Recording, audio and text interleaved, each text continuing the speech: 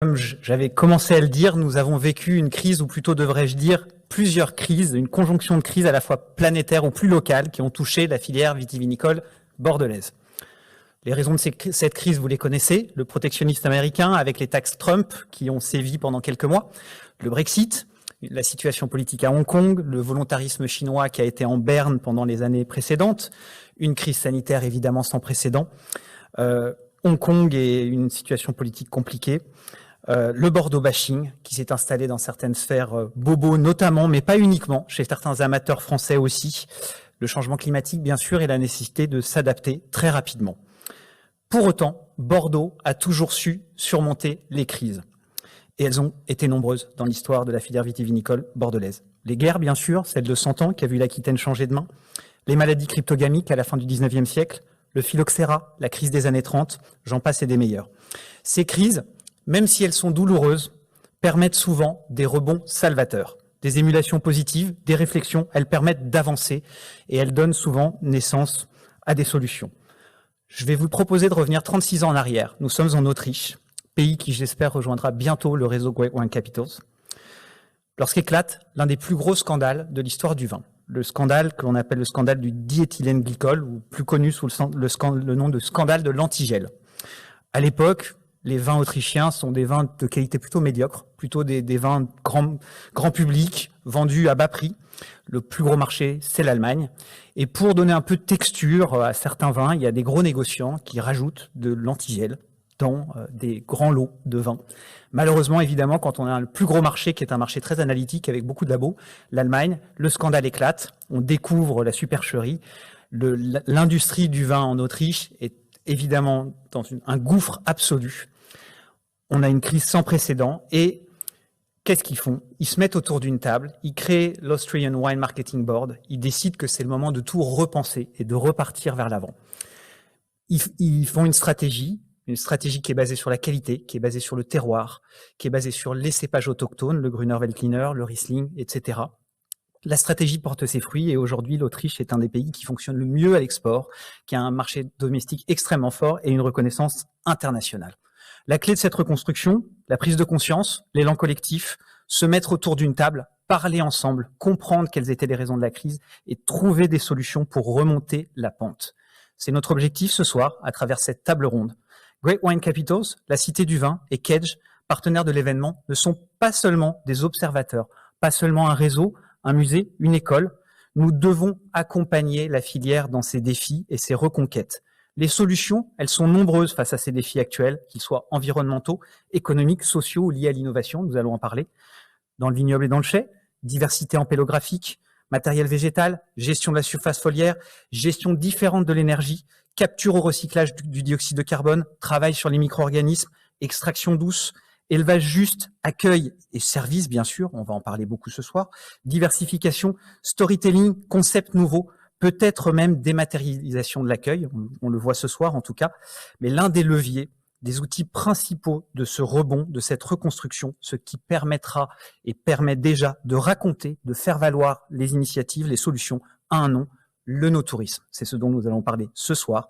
C'est pour cette raison que nous voulions échanger, débattre avec des experts que je vais présenter dans quelques minutes autour de cette thématique pour contribuer à cette nécessaire réflexion collective et essayer de créer ce mouvement, cette émulation qui va, j'espère, nous permettre très vite de remonter la pente. Je vais désormais appeler Christophe Château, directeur communication du CIVB, à me rejoindre sur scène afin d'évoquer les challenges de la filière vue par l'interprofession et faire un petit point conjoncture.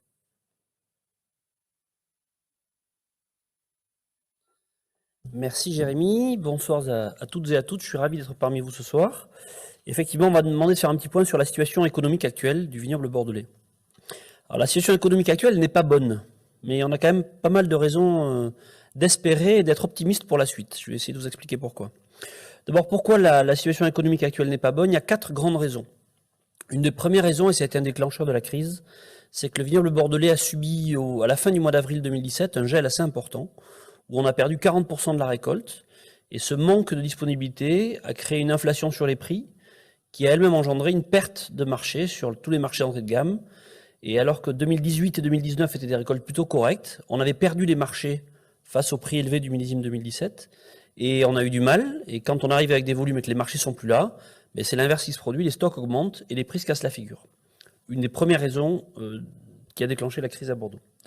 Deuxième raison, qui est une raison multiple, qui est une raison géopolitique, où dans différents pays, grands marchés des vins de Bordeaux, des situations sont arrivées sans aucune relation les unes avec les autres, mais qui ont engendré des baisses de ventes. Principale crise, c'était la Chine, puisque la Chine reste le plus grand marché des vins de Bordeaux à l'export. Mais la Chine a d'abord eu un ralentissement économique qui a vu le niveau d'importation de ces vins baisser, et donc le niveau d'importation des vins français et des vins de Bordeaux en particulier. Mais aussi la Chine a signé avec l'Australie et avec le Chili des accords de libre-échange qui a ouvert la porte à ces vins qui sont devenus des concurrents et qui nous ont pris des parts de marché. Deuxième marché très important, notamment en valeur, c'est Hong Kong, qui depuis longtemps a connu des troubles sociaux qui ont ralenti l'économie touristique à Hong Kong. Et Hong Kong, il n'y a que 8 millions d'habitants, la principale activité, c'est le tourisme et le commerce. Et donc là aussi, les vins de Bordeaux ont souffert de cette situation à Hong Kong. Et puis deux autres marchés sur lesquels on a aussi subi des conséquences politiques de choses que l'on ne maîtrise pas. C'est les États-Unis avec la mise en place par l'administration Trump d'une taxe à hauteur de 25%, notamment sur les vins français, en réaction aux aides qui avaient été données par la France et Airbus, donc des sujets qui n'ont rien à voir avec le viticole, mais qui ont bien sûr impacté les ventes de vins de Bordeaux sur les États-Unis. Et enfin, quatrième et dernier sujet qui a aussi entraîné une situation un peu compliquée pour Bordeaux, c'est le Brexit, où l'Angleterre, marché historique de Bordeaux est très important, a changé de mode de fonctionnement et de statut vis-à-vis de l'Europe. Et donc des relations établies avec des règles établies ont été modifiées, et ça a aussi impacté bien sûr nos ventes. Enfin, troisième, je vous disais 4 raisons de crise. Le gel, les soucis géopolitiques. Une des raisons qui est d'après moi la plus importante en termes de volume, c'est la modification des comportements des consommateurs. On a dans le monde des modifications de comportement de consommation vis-à-vis de l'alcool en général et vis-à-vis du vin en particulier, où dans les pays fortement producteurs et fortement consommateurs d'Europe du Sud, le Portugal, l'Espagne, l'Italie, la France, la consommation de vin diminue au profit d'autres alcools.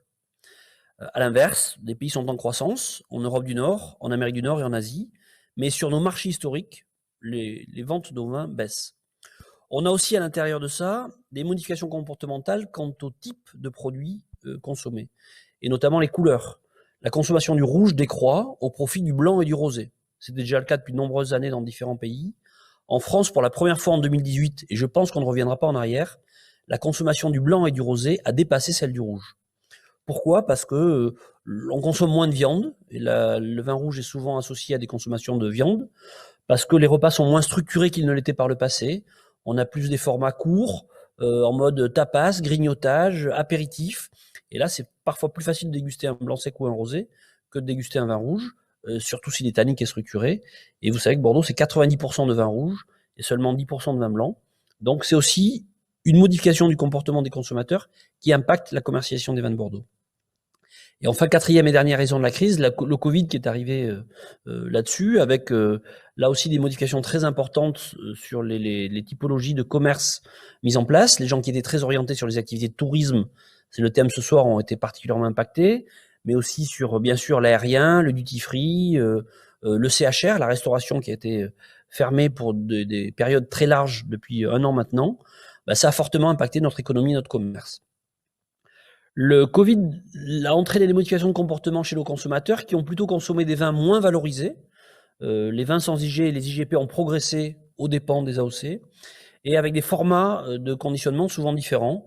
Les formats traditionnels en bouteille ont plutôt diminué au profit notamment des bibes. Et puis bien sûr, le Covid a entraîné des nouveaux modes d'achat avec une forte diminution d'achat et de consommation en CHR, des niveaux de vente en grande distribution qui ont plutôt été stabilisés, voire en légère augmentation, mais surtout des niveaux de vente en drive et en e-commerce qui, eux, ont explosé avec le Covid. Donc pour ces 4 raisons, la situation économique des vins de Bordeaux aujourd'hui n'est pas très satisfaisante. Mais pourquoi on a de bonnes raisons de penser que ça va s'améliorer ? D'abord parce que Bordeaux a aujourd'hui en stock des millésimes 2018, 2019 et 2020 qui sont plutôt des millésimes qualitatifs, que les prix de Bordeaux n'ont jamais été aussi bon rapport qualité-prix qu'aujourd'hui. Donc on a des armes vraiment pour reconquérir des marchés. Et puis parce que ces effets conjoncturels et notamment géopolitiques sont en train de se retourner. La taxe Trump est entre parenthèses. La situation économique en Chine s'améliore fortement pour les vins de Bordeaux. Les relations entre la Chine et l'Australie sont plus aussi bonnes qu'elles n'étaient par le passé. Nos chiffres à l'export sur les 12 derniers mois sont en légère baisse, moins 2%. Mais si on regarde à plus court terme, on est à plus 15% sur les 3 derniers mois, plus 41% en Chine, plus 18% en Allemagne, plus 14% en Belgique et plus 11% en Italie. Donc on a de bonnes raisons de penser, avec la réouverture prochaine des restaurants, avec l'envie que vont avoir les consommateurs de se retrouver, de se rencontrer, de célébrer, d'amener la convivialité, que les mois qui viennent vont être des mois plutôt de commercialisation en progression pour les vins de Bordeaux. Puis je vous le disais, il y a eu un gel en début avril cette année qui va aussi impacter les récoltes, notamment en France, sur l'ensemble des appellations pour le millésime 2021. Mais Bordeaux a plutôt des jolis millésimes enchés et donc des beaux millésimes à vendre à des prix encore très compétitifs. Raison pour laquelle on pense qu'on est prêt au rebond et que l'année 2021 devrait être plus positive que ne l'a été l'année 2020. Quels sont les 3 challenges qu'il faut que Bordeaux relève pour répondre à cette crise? Un premier challenge, c'est le produit. Comment on adapte notre offre à la demande des consommateurs, sans perdre notre âme et sans perdre ce qu'est l'ADN des vins de Bordeaux. Est-ce qu'il faut faire des rouges un peu moins tanniques, un peu moins structurés, plus sur le fruit, qui répondent plus au mode de consommation de ce que demande le marché aujourd'hui? Est-ce qu'il faut développer nos productions en blanc sec, en rosé, en blanc liquoreux, en crémant, qui sont des marchés plutôt dynamiques? Donc ça, c'est un premier challenge. Le deuxième challenge, c'est réussir les virages que l'on connaît aujourd'hui, qui sont le virage environnemental que Bordeaux est en train de prendre. On est engagé depuis une dizaine d'années dans tout ce qui est développement durable, mais depuis 2 ans dans une stratégie RSE forte, et c'est une demande des consommateurs très importante pour demain. Et puis un deuxième virage qui est très important, qui est en train de se prendre aussi, c'est le virage du digital, avec une économie qui se modifie. C'était déjà en place avant le Covid, mais le Covid a accéléré ces phénomènes-là, et avec le e-commerce qui va devenir un des secteurs forts pour les ventes de vin demain. Et enfin, troisième et dernier challenge, c'est le consommateur. Comment on va faire pour adapter nos produits, notre offre au consommateur, répondre à ses attentes et savoir le séduire et avoir une image qui répond à la notoriété et à l'image des vins de Bordeaux dans le monde.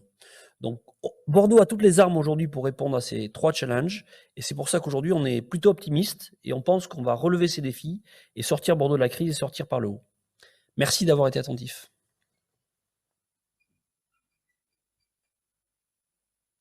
Merci Christophe. Parce que Great Capital, c'est aussi un réseau, parce que certains auraient aimé être parmi nous et ne pouvaient pas être là, je vous propose de regarder en vidéo un joli témoignage d'un ancien lauréat Best of Wine Tourism.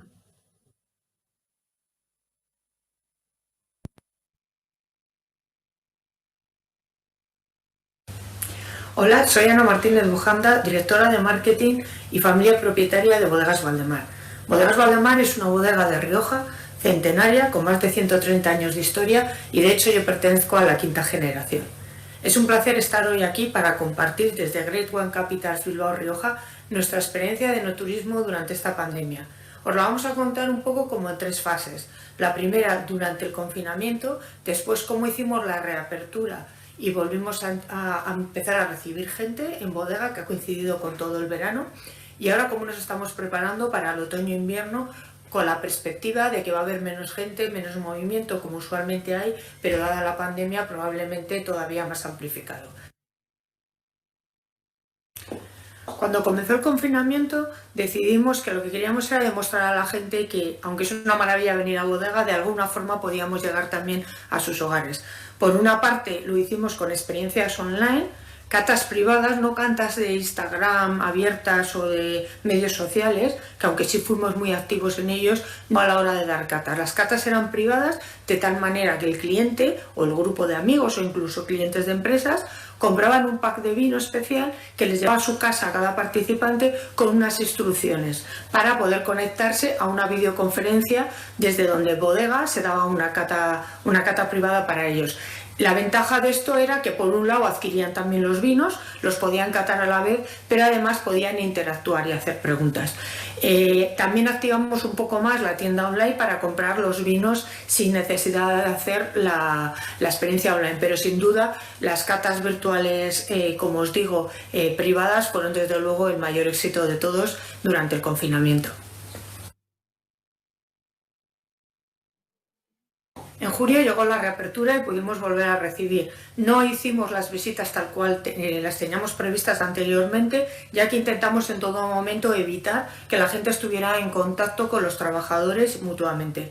Sí que con el buen tiempo aprovechamos mucho una terraza maravillosa que tenemos en el viñedo y tanto las catas como algunas actividades se han ido desarrollando allí. También abrimos una terraza wine up con tapas y vinos. Y además preparamos eventos especiales de día, como por ejemplo la Sarmiento Party o como el Domingo de Tapeo, en el cual la gente se inscribía en nuestra web, dejaba sus datos, con lo cual a nivel de COVID teníamos registradas todas las personas además que habían pasado y podían disfrutar de un evento al aire libre en el cual cada uno estaba en sus grupos restringidos sin contacto con nadie más. La verdad que mientras ha durado el buen tiempo han tenido muchísimo éxito y probablemente, por no decir seguro, cuando acabe todo esto la pandemia lo seguiremos haciendo las próximas primavera, verano y otoño, lo que aguante. Y ya estamos en el otoño y lo que estamos es preveyendo y ya preparando lo que va a ser la campaña de otoño-invierno en 3 partes principalmente. Por una parte en el enoturismo online, con esas catas que ya empezamos a hacer, que las vamos a activar más y tratar de llegar a más clientes. Por otra parte en la tienda online, la cual también estamos trabajando para tener una base de datos cada vez mayor de suscriptores y por lo tanto con nuestras ofertas y nuestros productos poder llegar más. Y luego, por otro lado, estamos convencidos que en hostelería, que es nuestro principal cliente, el takeaway y el delivery han venido para quedarse. Con lo tanto, estamos también trabajando para poder posicionarnos con ellos y que nuestros productos, por medio de estos servicios de hostelería, puedan llegar también a los distintos hogares. Bueno, esto es un poco todo lo que queríamos contaros. Esperamos que os sirva de ideas o de algo. Si queréis cualquier cosa, os vamos a dejar el contacto en el vídeo para que podáis decirnos y sobre todo nos encantaría que pudierais compartir con nosotros también qué ideas y qué cosas estáis haciendo. Hasta la próxima y un saludo muy fuerte desde La Rioja.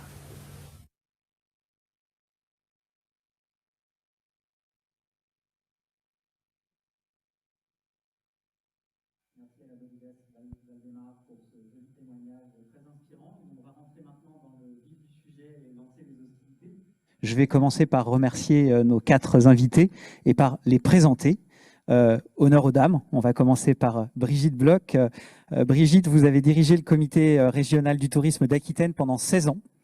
Vous êtes également vice-présidente du Conseil supérieur de l'œnotourisme, élue municipale depuis 2020, déléguée en charge du tourisme et de l'économie du vin. Depuis septembre 2020, vous présidez aussi l'Office du tourisme et des congrès de Bordeaux Métropole. Et j'en passe encore, puisque le CV est encore bien plus long que ça. Mais j'ai envie de dire, qui mieux que vous pourra nous parler de tourisme et de nos tourismes à Bordeaux avec une vision globale. Donc merci d'être parmi nous. Anne Melchior, merci également de venir témoigner. Après un master management commercial vin et spiritueux, donc vous saviez déjà que vous alliez vous orienter vers la filière vitivinicole relativement tôt. Vous avez occupé différents postes au commerce ou à l'export dans la filière à Bordeaux. Et vous avez rejoint il y a maintenant 6 ans le château Lamotte Bergeron, propriété qui est aussi lauréate Best of Wine Tourism, dont vous êtes responsable marketing et communication, et entre autres, vous avez été responsable de toute la partie œnotouristique, et vous l'êtes toujours. Une propriété qui reçoit 9000 visiteurs par an et qui est devenue une véritable référence et un modèle au niveau œnotouristique, donc ce sera, je pense, un très beau témoignage ce soir. David Bolzan. Merci David d'être parmi nous. David, après une belle expérience à la tête d'une prestigieuse maison de négoce de Grand Cru, propriétaire anciennement du château Laforie-Perraguet, vous rejoignez les vignobles Silvio Dens, où vous passez 5 ans en tant que directeur général. Vous avez accompagné notamment de bout en bout le très ambitieux projet œnotouristique du château Laforie-Perraguet, également lauréat Best of Wine Tourism. Mais vous êtes ce soir aussi et surtout là, au titre de coprésident de l'organisme de défense et de gestion de l'appellation Sauternes et Barsac, un coprésident avec Jean-Jacques Dubourdieu, qu'il faut quand même citer. J'ai envie de dire un coprésident dynamique, plein d'idées, plein d'ambitions, que j'espère vous allez pouvoir partager avec nous ce soir. Et puis pour finir, bon, je vais présenter celui qui joue à domicile ce soir, Philippe Massol, un véritable spécialiste de la culture, du loisir et du tourisme. Vous avez commencé votre carrière par 11 ans à différents postes au Futuroscope, notamment directeur commercial et marketing. Vous fondez ensuite et dirigez un cabinet d'ingénierie culture, loisirs, tourisme. En 2007 et 2008, alors que vous êtes déjà basé en Aquitaine, vous accompagnez notamment des projets tels que le Parc du Panda ou un parc à thème aquatique à Montréal. La suite sera consacrée à ces lieux dans lesquels nous avons la chance d'être ce soir, la Cité du Vin, où vous avez préparé l'ouverture, fait participer à la levée de fonds et où vous êtes directeur général depuis la création en 2014. Donc, on va lancer les débats. On va démarrer par ce qui semble le plus évident, qui est la première des 4 thématiques, les enjeux économiques de ce rebond. Qui sont assez évidents. Je crois qu'après la petite présentation de Christophe, on a bien compris que c'était l'un des enjeux principaux des mois à venir. Je vais démarrer par une question pour Brigitte Bloch. J'en ai parlé dans mon introduction. Il y a un phénomène de Bordeaux bashing qui s'est installé, qui, j'ai envie de dire, fait rage dans certains marchés, et notamment le marché français, malheureusement. Comment, pour vous, le no-tourisme permet et surtout va permettre de reconquérir une clientèle qui s'est progressivement détournée de la région? Et notamment, est-ce que pour vous, c'est un outil de reconquête efficace pour le marché domestique? Et si oui, pourquoi? Alors, très bien, vous me donnez l'occasion de dire d'abord que la clientèle ne s'est pas détournée de la région. Alors, qu'elle ait eu du mal d'y venir ces derniers temps, ça c'est incontestable. Hein. On sait dans quelle mesure le tourisme a été extrêmement limité. Mais on ne peut pas dire que les clients, les visiteurs se soient détournés de la région. Ça, je crois que c'est important. Et le no-tourisme, c'est une chance extraordinaire, c'est de lier justement le tourisme et le vin. C'est-à-dire qu'on est quelque part, on visite un endroit et puis le vin, ça fait partie, j'allais dire, de la richesse de ce territoire et on a envie de venir le découvrir. Alors, dans le contexte particulier, en plus, dans lequel on est en ce moment et dans lequel on a été l'été dernier déjà, le no-tourisme avait était une chance supplémentaire, c'est que ça permettait aux gens de sortir, mais pas de se retrouver dans un endroit où on était nécessairement nombreux. C'était des visites sur mesure, c'était une capacité d'être accueilli de manière individualisée. Et je crois qu'au contraire, le no-tourisme, ça a été un poumon et ça permet aux gens d'être aussi en harmonie avec une recherche de plus en plus importante. Je pense qu'on l'a évoqué à la fois Christophe Château tout à l'heure et vous dans l'introduction, cette recherche de savoir d'où viennent les produits qu'on consomme. Et quelque part, la crise, elle nous a amené à ça. Elle nous a amené à nous dire, mais en fin de compte, qu'est-ce que j'ai à côté de chez moi que je pourrais aujourd'hui regarder différemment parce que je vais savoir d'où ça vient, parce que je vais rencontrer les personnes qui le produisent. Et je crois que dans ce domaine-là, le vin a été aussi un des éléments de cette proximité qu'on arrivait à recréer. Et je crois que c'est quand même un des avantages réels de notre filière no-touristique, c'est de permettre ce contact avec ceux qui font le vin, avec le producteur de proximité. Il peut se créer une relation et je crois que ça, c'est très important. Merci Brigitte. Ma seconde question est pour David Bolzan. On va directement rentrer dans le cœur du Sauternais. Depuis longtemps, je crois que cette sous-région bordelaise a compris que le no-tourisme était un outil efficace, j'allais dire même un levier majeur pour reséduire, développer, reconquérir. Moi, j'aime à croire que c'est les endroits où on comprend les problèmes assez rapidement, et ça a été le cas à Sauternes qui a vécu une crise un petit peu plus tôt, mais en même temps, on s'est posé les questions un petit peu plus tôt. Et donc, on a réfléchi aussi aux solutions un peu plus tôt. Et donc, il s'est passé beaucoup de choses en termes de no-tourisme. Donc, est-ce que vous pouvez nous expliquer en quoi, pour vous, le no-tourisme est vraiment créateur de relais de croissance et comment il contribue activement au rebond dans le Sauternais? Merci, Jérémy. Donc, effectivement, je co-préside l'appellation avec Jean-Jacques Dubourdieu. Et depuis quelques mois, nous sommes à la manœuvre pour, bien sûr, continuer ce qui a été fait dans le passé et redynamiser, donner un nouveau visage à cette belle région. Alors en fait, tout le monde connaît Sauternes de par le nom et bien sûr, ça évoque une bouteille et une couleur. Beaucoup moins finalement une région. Et en fait, on va miser sur ça. Donc c'est un des leviers sur lesquels on va miser. Et en la matière, on a la chance d'avoir un outil absolument extraordinaire puisque, s'il faut le rappeler, on a une dualité avec la nature qui est absolument extraordinaire. On a un vrai miracle de la nature, puisqu'en fait, on a un cours d'eau qui s'appelle le Ciron, qui se jettent dans la Garonne. Et à la fin de l'été, au petit matin, il y a un choc thermique qui se crée entre les deux cours d'eau, qui crée des brumes matinales qui vont recouvrir l'appellation, le vignoble, l'humidité le matin, la chaleur l'après-midi. Et tout ça va déclencher un petit champignon qui va attaquer la baie de raisin et au final assécher le raisin et créer les conditions pour récolter un vin qui va être bien sûr sucré, mais sucré naturellement. Ça fait des vins absolument extraordinaires. Donc en fait, on a un vrai miracle de la nature qu'on entend bien sûr raconter. Et ensuite, ce qu'il faut savoir aussi, c'est qu'on a un patrimoine viticole absolument fantastique, puisqu'il y a 27 crus classés à Sauternes. On a la chance d'avoir 11 premiers grands crus classés du classement de 1855, donc des châteaux qui représentent l'excellence française et depuis bien longtemps, depuis plusieurs siècles. On a aussi la chance d'avoir le plus grand vin au monde, en tous les cas le plus célèbre, qui est le château Yquem. Donc en fait, on voit bien qu'entre la nature et puis le patrimoine viticole, on a des choses absolument extraordinaires. Donc c'est ça qu'on entend montrer bien sûr aux clients, aux visiteurs. Et donc en fait, bien sûr, le no-tourisme, c'est une expérience client qui passe bien sûr par une rencontre avec le vigneron, une découverte de la propriété. Il y a une notion de culture, puisqu'on bien sûr on va parler de savoir-faire. En la matière, on a de quoi raconter, puisqu'on a une approche tout à fait chirurgicale, très manuelle des choses et pluriséculaire, ce qui fait qu'on va pouvoir raconter une histoire qui est riche. Et bien sûr, il y a une notion de retombée économique, puisque il y aura bien sûr des ventes, soit de billetterie, soit de vin. Et en la matière, effectivement, on a des vins qui sont de grande qualité, qui sont parfois peu représentés dans la distribution, ce qui fait que quand les gens viennent chez nous, ils vont pouvoir plus facilement acheter du vin. Donc en fait, on tient quelque chose de très sérieux. Et alors je terminerai en disant que on a pas mal de châteaux qui ont bien sûr travaillé et professionnalisé leur démarche. Un des premiers a été d'ailleurs Château Guiraud, premier grand cru classé, qui depuis une dizaine d'années a une offre touristique très importante et dernièrement une restauration avec la chapelle. On a également Château la Forêt Péraguet, qui a une table étoilée, qui relaie château. Et puis on a plein de tables d'hôtes, plein de restaurants, etc. Donc on a une offre en hospitalité qui commence à être très, très sérieuse.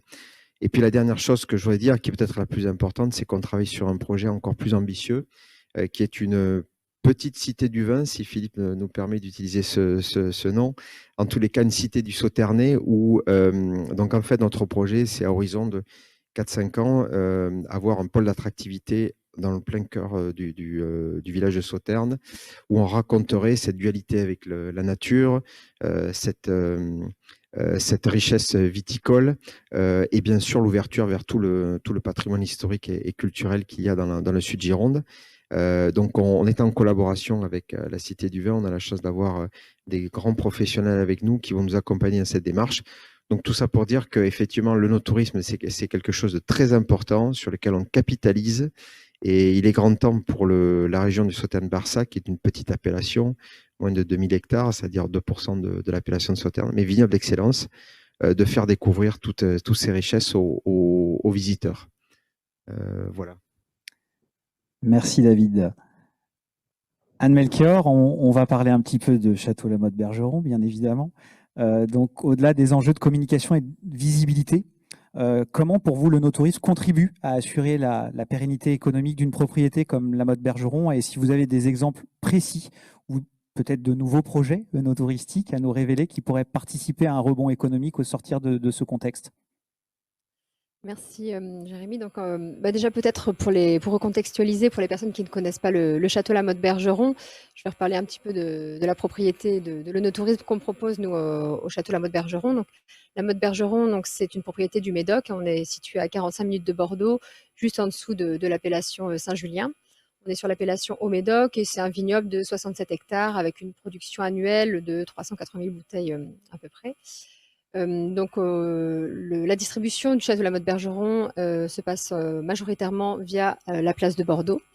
Et donc en 2015, nous avons commencé le no-tourisme au château Lamotte-Bergeron avec la rénovation d'une belle bâtisse du 19e siècle et la mise en place d'un parcours interactif donc, qui est basé sur de la mise en scène avec des sons, des lumières, des projections, qui est toujours d'actualité bien sûr. Et en 2019, comme vous le disiez tout à l'heure, le no-tourisme à la Motte Bergeron, c'était 9000 visiteurs sur l'année. Donc, ces visiteurs qui sont des particuliers qui viennent pour nos visites et expériences autour du vin. On ne fait pas de mariage, on n'a pas de chambre d'hôte non plus, mais voilà, c'est vraiment ces visiteurs pour cette expérience avec le parcours interactif, des professionnels pour des déjeuners, des cocktails et bien sûr des ateliers autour du vin et des événements grand public qui sont les portes ouvertes ou des after-work. Donc ça, c'est pour le no-tourisme.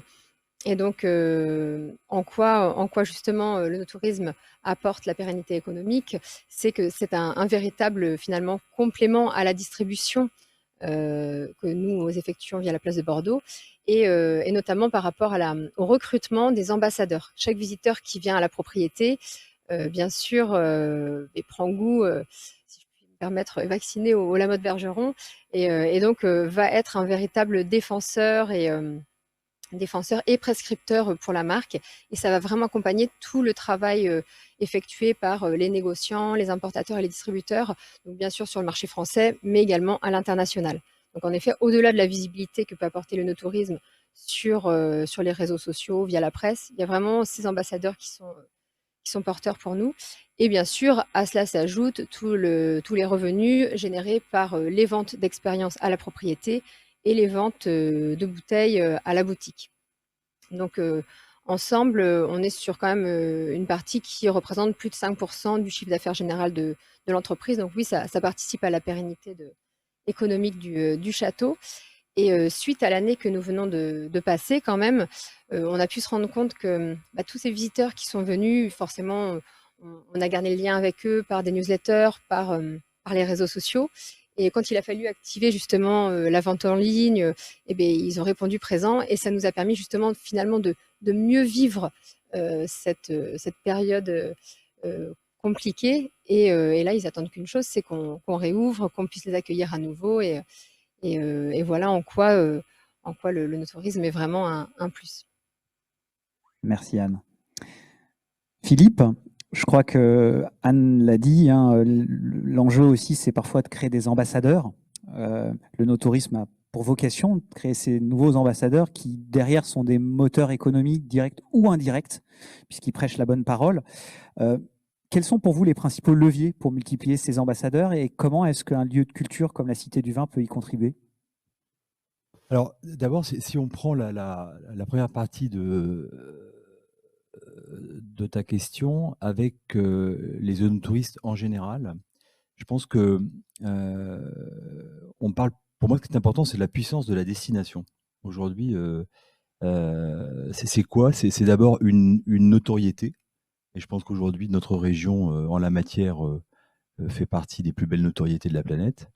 Ensuite, ça va être la capacité qu'on va avoir à développer une offre à la fois diversifiée, riche et de qualité. Et c'est vrai que moi, je suis arrivé dans cette région il y a maintenant 12 ans.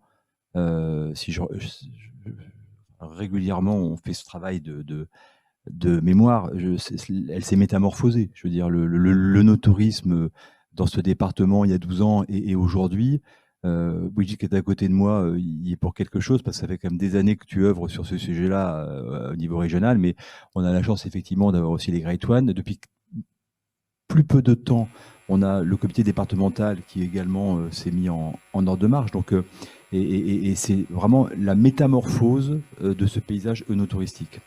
Ensuite, il y a la promotion, parce que c'est bien d'avoir une offre, mais il faut la promouvoir, et la commercialisation.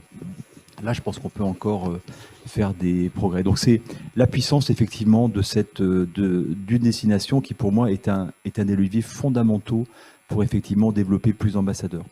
Ensuite, sur la question de la Cité du Vin, je te parlais de la diversité de l'offre. Je pense qu'on a clairement amené avec la Cité du Vin un équipement, bon, certes unique, qui venait effectivement amener la culture au centre de l'offre, qui venait forcément en complément très fort avec tout ce qu'il y a par ailleurs, puisque ça n'existait pas. Et je pense que l'idée a dû être bonne, puisqu'elle a été reprise par de nombreuses régions.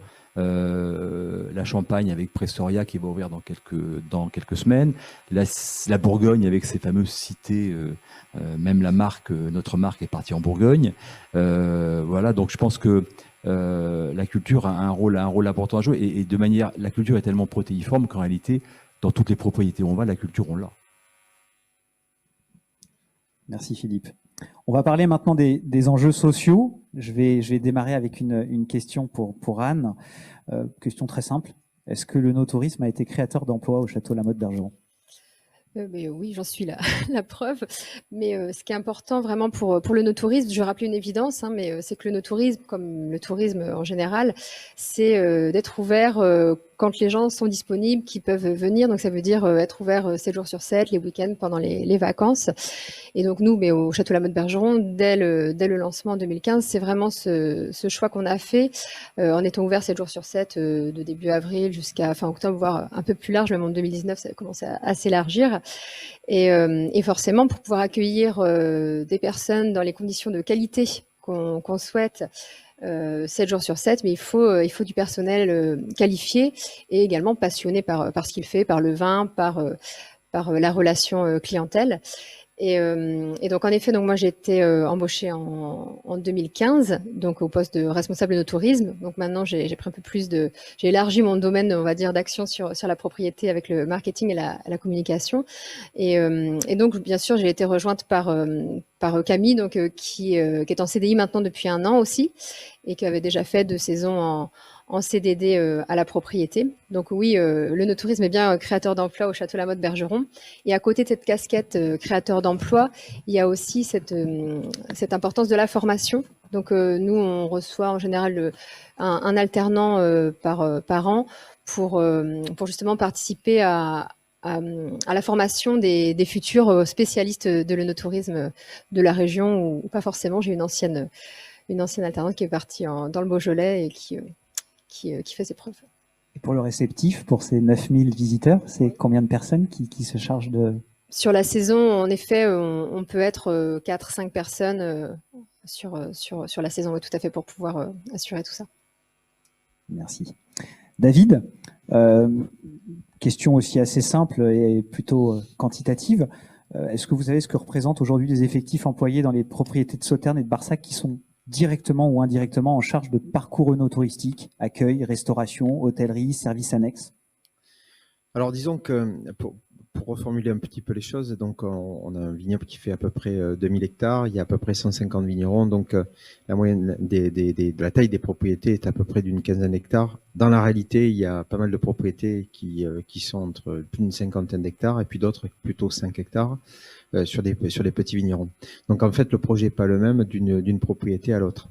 On peut noter d'ailleurs que, puisqu'on parle de no-tourisme, il y a un peu de no-tourisme un petit peu partout, mais il n'est pas avéré. C'est-à-dire que c'est surtout on utilise les ressources internes, c'est-à-dire parfois familiales, etc. Bien sûr pour recevoir les gens, et ça depuis plusieurs décennies. Je dirais que le premier pas, c'est finalement le premier emploi. C'est-à-dire que à partir du moment où on va recruter une personne pour le no-tourisme, on est dans un no-tourisme, j'allais dire formalisé. Et c'est une étape très importante, le premier emploi. Après, ça dépend du projet de chacun et de la taille de chacun. Je dirais que à partir du moment où il y a un minima 1 à 2 personnes notamment pour l'été, pour recevoir les gens, ça dépend du niveau de prestation et du niveau de service. Si je dois citer l'exemple de la Forêt Péraguet, avec un restaurant étoilé et un hôtel relais château, on a créé à peu près une 30aine d'emplois. Et il y a un projet qui est en cours, qui est le Château d'Arche, 2e grand cru classé, qui a le projet d'ouvrir un hôtel-restaurant de grand niveau, une 50aine de chambres. On peut imaginer qu'il y aura plus d'une 50aine de personnes qui seront recrutées. Donc il faut savoir que nous on est à Sauternes et Barsac plutôt donc on est bien sûr dans un vignoble et des vins d'excellence, dans des petites propriétés. Donc on est plutôt tourné vers le haut de gamme et je veux croire également dans un niveau de service assez haut. Donc, on peut imaginer que même dans une petite appellation comme la nôtre, ce sera créateur d'emplois. C'est déjà le cas et ce le sera à l'avenir, au fur et à mesure qu'il y aura des projets qui sortiront de terre. Vous avez répondu à ma deuxième question, un chiffre qui est probablement amené à croître, notamment avec ce nouveau projet à Château d'Arche, mais certainement d'autres qui vont suivre. Philippe, question toujours sur les enjeux sociaux et sur l'employabilité. Pour vous, dans quelle mesure les lieux culturels comme la Cité de Vin peuvent avoir un rôle social pour la filière? Comment est-ce que la culture peut se mettre au service de l'employabilité? Alors par rapport à la filière, c'est vrai que la Cité du Vin elle a un rôle un peu particulier parce que la Cité du Vin, c'est pas un lieu où on fabrique, où on vend du vin. Donc, par contre, comme le dit l'architecte de la Cité du Vin, c'est du vin. Et c'est vrai qu'aujourd'hui, je pense que ce que tous les consommateurs recherchent, c'est ce supplément d'âme qu'apporte le vin. Donc déjà, le rôle de la culture par rapport à la filière, je pense qu'il est extrêmement important. Ensuite, quand on parle d'emploi, la Cité du Vin, c'est 200 emplois directs qui ont été créés. C'est au moins autant d'emplois indirects et induits. Et puis, si on regarde, puisque le choix de la plantation n'a pas été un hasard, hein, on est effectivement bord de Garonne, à l'entrée de ce quartier des bassins à flot qui a été totalement réurbanisé en plus de 10 ans. Et il a servi d'élément moteur. Donc, il y a beaucoup d'entreprises qui se sont installées ici parce qu'il y avait la Cité du Vin. Donc, le bilan, c'est probablement, enfin, on le voit bien, ce sont des centaines d'emplois créés par la Cité du Vin de manière directe et indirecte. Et la cité de Sauternes qui va suivre, donc quelques emplois de plus. Brigitte, question un petit peu plus compliquée. Je vais vous demander d'imaginer, de vous projeter. Quels sont pour vous les emplois de demain liés à l'œnotourisme? Alors Jérémy, si vous le permettez, j'aimerais bien réagir à ce qu'on dit les uns et les autres là depuis tout à l'heure, parce que je trouve qu'il y a quelques éléments que j'avais envie de commenter ou de compléter.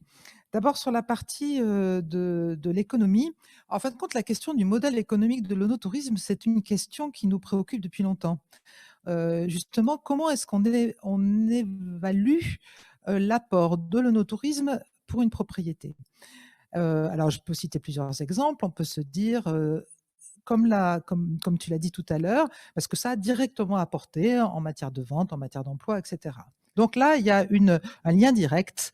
Voilà. Il y a certaines propriétés qui considèrent que faire de l'œnotourisme, c'est présenter une vitrine, mais ont moins besoin de la rentabilité immédiate de l'activité. D'autres vont décider, et vous avez cité plusieurs exemples, d'avoir vraiment un produit complet avec de l'hébergement, de la restauration, et d'autres vont considérer que accueillir des gens, et c'est quand même le gros de l'offre no-touristique, même si là on a des exemples de très grande qualité autour de nous, ils considèrent que accueillir et bien accueillir les gens, c'est une possibilité pour vendre plus de vin. Voilà. Mais comme on voulait creuser cette question du modèle économique, eh bien, à Atout France, vous parliez de mes différentes casquettes, et il se trouve que j'accompagne aussi, je suis vice-présidente du pôle œnotourisme d'Atout France, on a décidé de lancer une étude sur les modèles économiques de l'œnotourisme, justement, pour que ce soit plus clair pour chacun d'entre nous, et y compris plus clair pour les propriétés quand elles vont se lancer dans cette activité, qu'est-ce qu'elles peuvent en attendre. Et donc, cette étude-là, on est en train les cabinets. On avait fait le cahier des charges, les cabinets ont répondu, donc les choses vont démarrer. On a l'objectif de l'avoir, je pense, d'ici la fin de l'année, cette étude à pouvoir partager avec vous tous. Et voilà, je souhaitais le dire aujourd'hui. La deuxième chose, tout à l'heure, on parlait encore sur les enjeux économiques. Philippe, tu parlais rapidement de l'apport de la Cité du Vin. Alors, les éléments d'attractivité, ils sont essentiels. On a refait avant la crise, en 2019, l'étude qu'on avait fait 10 ans avant sur la fréquentation touristique, œnotouristique du territoire. Et on s'est rendu compte de l'importance justement de la Cité du Vin comme un des éléments d'attractivité. Et le nombre de gens, là, je me souviens plus, et je ne les ai pas révisés du chiffre par cœur, mais le nombre de gens qui viennent voir la Cité du Vin comme un des éléments d'attractivité de la destination. Et je me souviens, alors tu avais la gentillesse de parler de mes débuts, mais même avant, quand j'étais petite, je suis née à Bordeaux, je suis partie et je suis revenue, j'étais toujours frappée par le fait que quand les gens, quand dans le monde vous voyagez et que vous dites que vous venez de Bordeaux, tout le monde vous dit Bordeaux le vin. Il y a une espèce d'évidence. Bon. Et ils arrivent ici, puis la première chose qu'on faisait, c'était de les envoyer hors de Bordeaux. Parce qu'on n'avait pas dans Bordeaux quelque chose à présenter autour du vin. Et moi, le jour où on a pu travailler sur ce projet d'une Cité du Vin dans Bordeaux, c'était mettre en cohérence cette notoriété mondiale avec la ville et avec un lieu identifié dans la ville.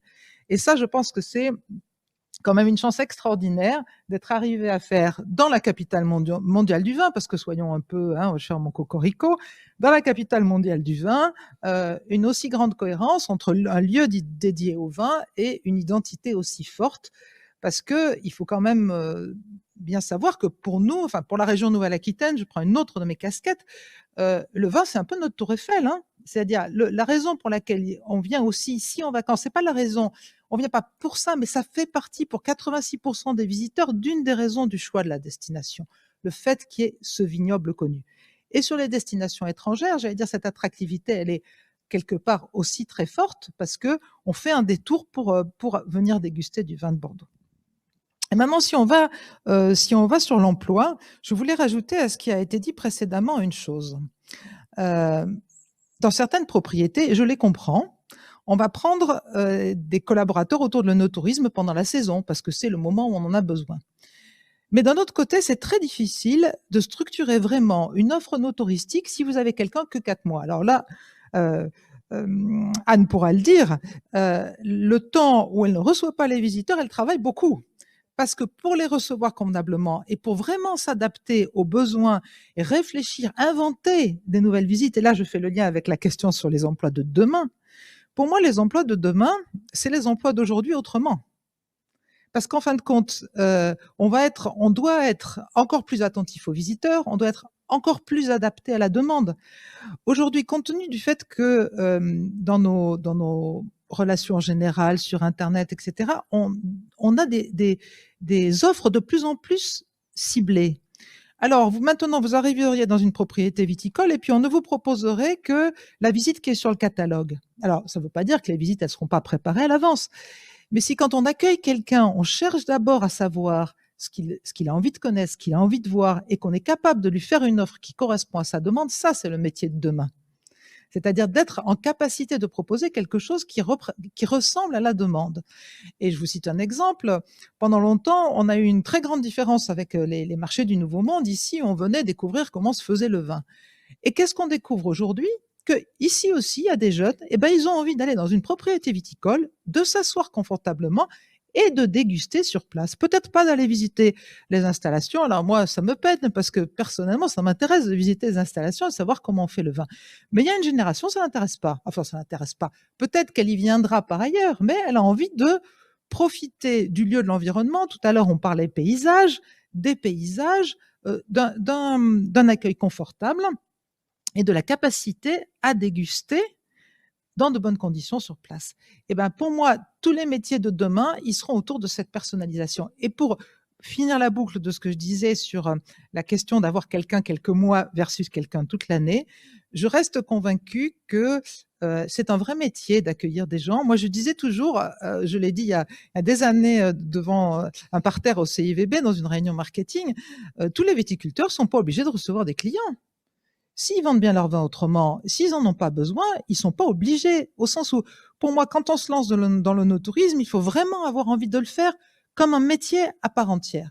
Et c'est pour ça que, même si je comprends tout à fait, et je ne juge personne, que un grand nombre d'entre eux n'est quelqu'un responsable de l'œnotourisme que quelques mois, je pense qu'il faut essayer de se projeter dans ce qu'on peut arriver à développer et à construire si on a quelqu'un toute l'année.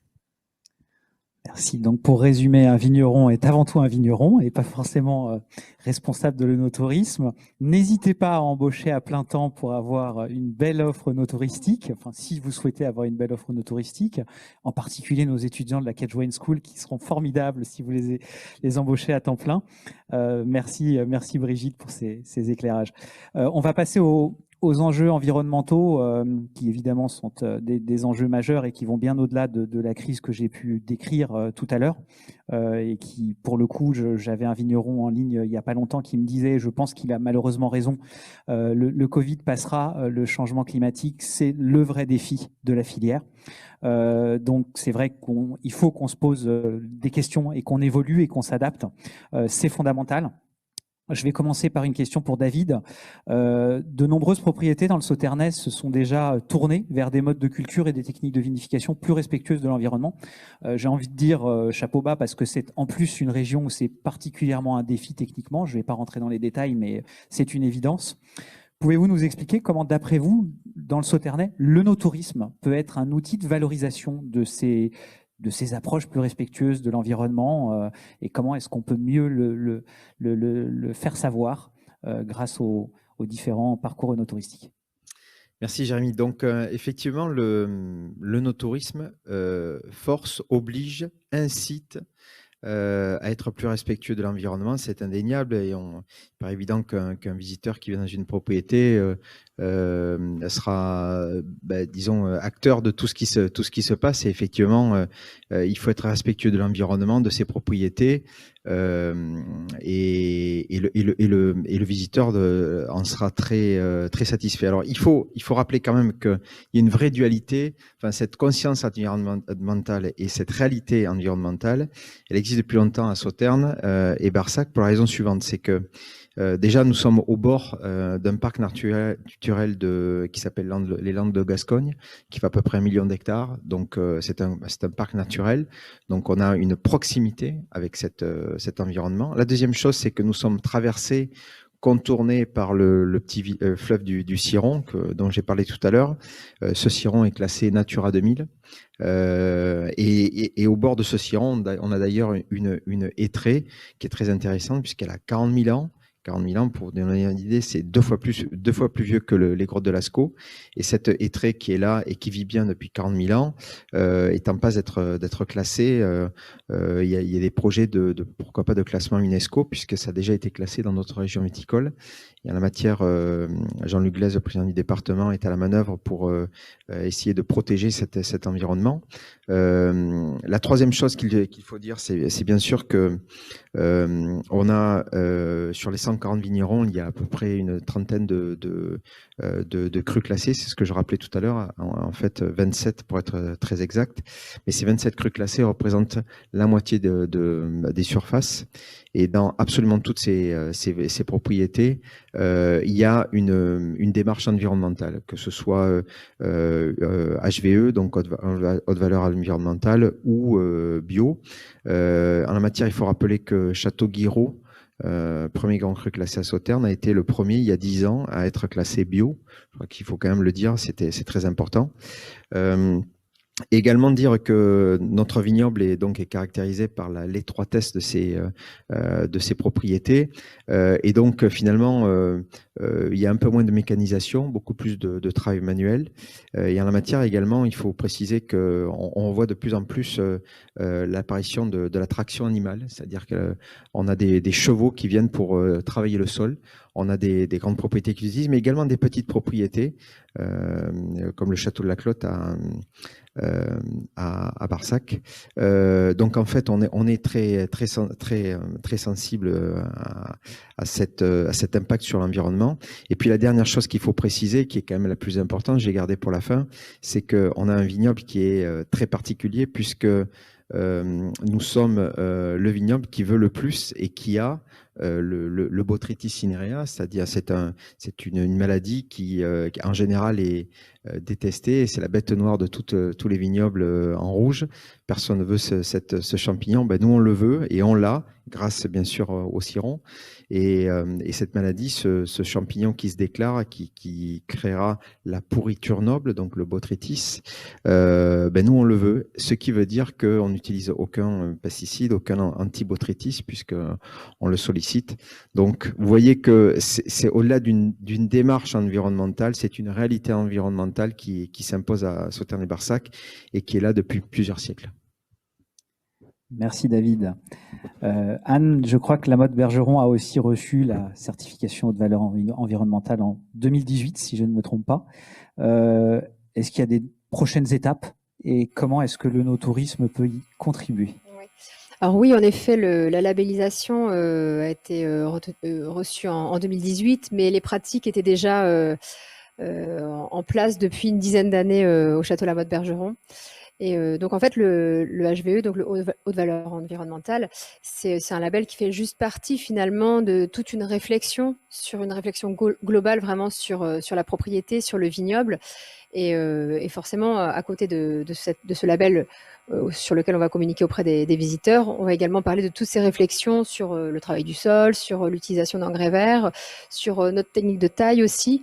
Par exemple, nous, on souhaitait contrôler davantage nos rendements, diminuer encore les intrants.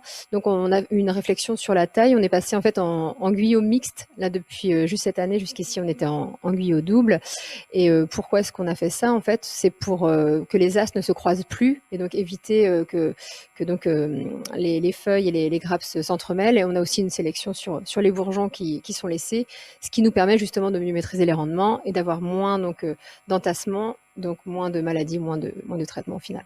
Donc voilà, c'est vraiment toute cette démarche globale qui est importante pour nous au niveau de l'environnemental, de l'environnement au Château La Motte-Bergeron, parce que oui, il y a ce souhait vraiment de laisser une terre en bonne santé aux générations futures. Et le no-tourisme est important pour transmettre justement ces valeurs, ces pratiques vertueuses qui sont mises en place à la propriété et les faire connaître justement aux consommateurs qui souvent ont une autre vision de finalement de ce qui se passe dans le vignoble bordelais, hein, ne le cachons pas.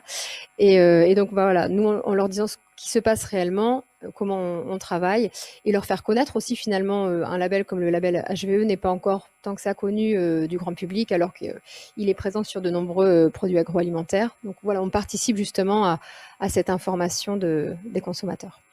Donc, tordre le cou à des clichés ou des a priori et démontrer par la visite. Brigitte, je réalise que j'ai des questions particulièrement compliquées pour vous. La prochaine, c'est est-ce que le no-tourisme est assez éco-friendly aujourd'hui à Bordeaux? Et comment est-ce qu'on peut aller plus loin, si la réponse est oui? Alors déjà, je voudrais saluer, alors je le fais ici avec encore plus de plaisir, l'équipe des Best-of, parce que ça fait des années déjà qu'on a été attentif aux pratiques environnementales dans le vignoble. Et je voulais le dire, c'est-à-dire que c'était même avant que ce soit à la mode, on a déjà commencé à s'intéresser à ces pratiques, à les valoriser, à considérer que ça méritait bien un best-of. Deuxième chose, alors là, Catherine sera peut-être un peu moins satisfaite que j'en parle, mais dans les trophées de l'onotourisme aussi, il y a une dimension environnementale. Donc, je pense que si ça existe, alors, même si les best-of ont été bien dans l'avant-garde, c'est parce que ça correspond à une demande. C'est-à-dire qu'aujourd'hui, quand vous discutez avec de nombreux viticulteurs et même avec des gens qui sont dans le milieu du vin en général, la question de la demande sur comment est fait le vin, comment il est produit, dans quelles conditions il est produit, c'est vraiment important, beaucoup plus que ça l'était encore il y a quelques années. Même si j'ai dit tout à l'heure que les onotouristes, ils avaient envie de s'asseoir et qu'ils voulaient plus savoir comment était fait, plus nécessairement savoir comment était fait le vin au sens de la technique, mais en revanche sur les questions environnementales, les questions de préservation, de prise de conscience de notre impact sur l'environnement, je crois que c'est vraiment quelque chose qui est devenu essentiel. Et on en a parlé récemment avec le CIVB, avec les partenaires de la filière. Il nous importe que les vins bio puissent progresser et que on soit dans un élan, j'allais dire, vers quelque chose d'encore plus reconnu, parce que c'est probablement porteur d'image aussi pour le Bordelais. Tu le disais tout à l'heure, les gens ne savent pas assez quel est l'engagement, et je pense que l'engagement vu comme une progression, parce qu'on n'est pas encore au bout de notre travail, ça doit être mieux connu, mieux perçu, et je suis convaincue que si on valorisait mieux ce qu'on fait, et aussi ce qu'on fait en termes de vin bio, les vins de Bordeaux dans leur ensemble bénéficieraient d'une image encore plus positive. Donc le no-tourisme, il contribue à ça, parce que quand on reçoit dans une propriété, et on connaît beaucoup de parcours dédiés aux pratiques environnementales, aux pratiques biodynamiques, voilà, souvent on intéresse les gens parce qu'ils sont curieux de la manière dont on fait différemment. Il y en a qui ont des tisaneries, il y en a qui ont voilà, plein de choses, de lieux, des animaux, voilà. Et du coup, on redécouvre, parce que moi, ce qui me frappe aussi, c'est que La viticulture, c'est de l'agriculture, hein, donc on remet aussi des urbains dans la situation de se dire que le vin, ça sort pas d'un truc automatique, mais c'est lié aux saisons, lié au climat, lié au sol. Alors ça nous paraît une évidence, mais je crois que toute cette réflexion autour du bio, de l'environnement, ça nous a quelque part obligés à nous reposer la question, au bon sens du terme, de la manière dont on fait le vin. Et avec les défis climatiques, il y a bien sûr les défis par rapport au cépage, parce que on voit bien qu'il fait plus chaud plus longtemps. Enfin, tout au moins, on a tous ce sentiment-là, qu'on a plus chaud plus longtemps l'été, que du coup les vendanges ont lieu plus tôt. Et je trouve que toute cette réflexion autour de l'évolution des cépages, de la manière dont on cultive peut-être différemment pour s'adapter à ces changements climatiques, et en essayant d'être le moins impactant sur le climat, eh bien, elles sont essentielles et les clients le demandent, que ce soit les clients, de mon point de vue, qui achètent du vin, mais aussi les clients qui visitent les propriétés. Merci. Philippe, bon, je pense que vous n'allez pas me démentir. La culture, je pense, peut être aussi un des outils pour apporter des réponses aux enjeux climatiques et environnementaux. À ce titre, comment, d'après vous, des musées comme la Cité du Vin doivent se mettre au service de ces enjeux? Et est-ce que la culture doit valoriser la recherche? Alors peut-être juste avant de répondre à cette question, je voudrais faire la promotion d'un label qui est un label connu en France qui s'appelle NF, donc que tout le monde connaît, hein, qui est porté par l'AFNOR et qui depuis quelques années a créé pas un sous-label, mais un label différent, dont on le voit beaucoup sur les produits ménagers, etc. C'est un label environnement site de visite. Et quand on parle de no-tourisme, on parle effectivement de site de visite. Et aujourd'hui, c'est la région Aquitaine qui a lancé ce label. Il est évidemment français. Il y a très peu de sites qui l'ont. Et par contre, l'AFNOR maintenant a décidé de passer la seconde, on va dire, et de vraiment s'en occuper et de le commercialiser. Et j'invite vraiment tous les sites qui le souhaitent à engager cette démarche. Le CDT est là pour aider, la métropole finance également pour ceux qui sont présents sur la métropole.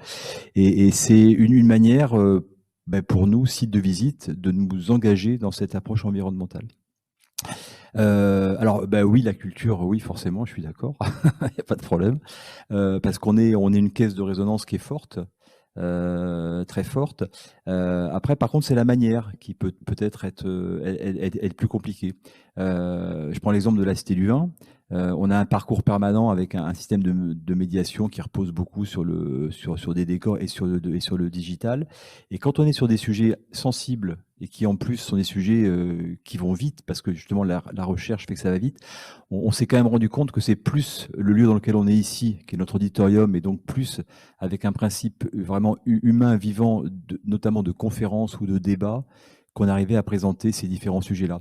Et puisque je l'ai regardé avant de venir, il se trouve que en 2019, le sujet qu'on a le plus abordé dans cet auditorium, ce sont justement ces sujets environnementaux. Donc, c'est une vraie préoccupation. Brigitte le disait tout à l'heure. On le voit, nous, et on parlait simplement de comment on fait du vin.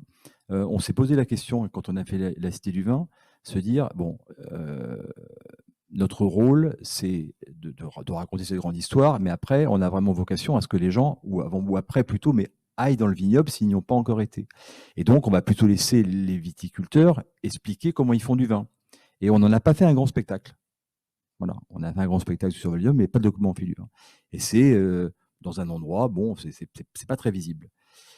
Aujourd'hui, ce qui nous est le plus demandé par nos visiteurs, c'est mais expliquez-nous comment on fait du vin. Donc, en 2022, on va faire un grand spectacle sur comment on fait du vin. Donc, oui, c'est important, et je dirais même que c'est essentiel que des lieux comme les nôtres soient des lieux où on véhicule auprès d'un public le plus large possible ces sujets-là.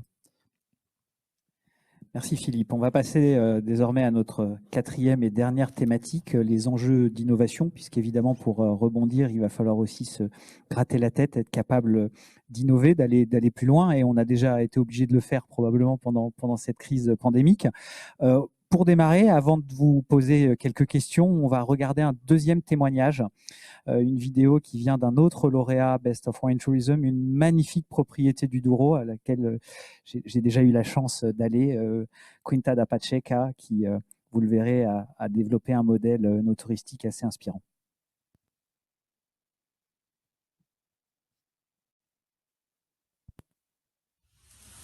Bonjour, I hope you are all well. My name is Sandra Dias and I am the Deputy General Manager of Quinta da Pacheca. Welcome to Portugal. Welcome to Porto. Welcome to Douro Valley. Welcome to Quinta da Pacheca. «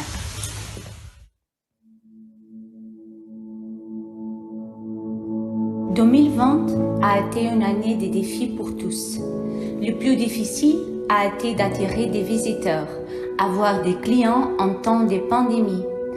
Quinta da Pacheca a été fermée du 16 mars au 18 mai à cause du confinement imposé par l'État. Durant cette époque, on a travaillé avec des contenus digitaux pour être en contact avec nos clients et leur dire à travers de notre réseau social « Bonjour, nous vous attendons toujours ici ». Le vin a été le seul produit qu'on a réussi à vendre. Pendant la fermeture de l'hôtel, nous avons accueilli chaleureusement des médecins et des infirmières venus pour renforcer les équipes de l'hôpital de la région. C'était le seul client pendant 2 mois et nous avons beaucoup appris avec eux. Avant de rouvrir les portes au public, nous avons adhéré à Clean and Safe, créé par le tourisme du Portugal, afin de reconnaître que les entreprises touristiques se conformaient aux recommandations de sécurité sanitaire émises pour l'Autorité nationale de santé. Lors de notre réouverture, le 18 mai, nous avions peu de clients, ce qui s'est avéré bénéfique pour pouvoir former nos équipes à cette nouvelle réalité. Lentement, les clients ont commencé à venir, rien par rapport à ce qu'on connaissait en pré-pandémie, mais c'était un signe. Les clients étaient pleins de doutes et avaient quelques craintes. Pour renforcer la sécurité dans la propriété, on a mis en place un tunnel de désinfection à l'ozone pour les employés et visiteurs. C'est un système naturel qui consiste à l'ozonisation de l'eau qui est pulvérisée, sans produits chimiques, sans risque. Nous avons acquis des générateurs d'ozone pour désinfecter les unités d'hébergement. Après la sortie de chaque client, le générateur reste dans la chambre pendant 20 minutes pour désinfecter toutes les surfaces. En juillet, on a fini les travaux d'agrandissement qui étaient en cours et nous sommes passés à une capacité de 50 chambres, le double de ce qu'on avait. Ça a été sans aucun doute une énorme aide financière pour l'entreprise parce qu'on a commencé à rentabiliser toute la propriété.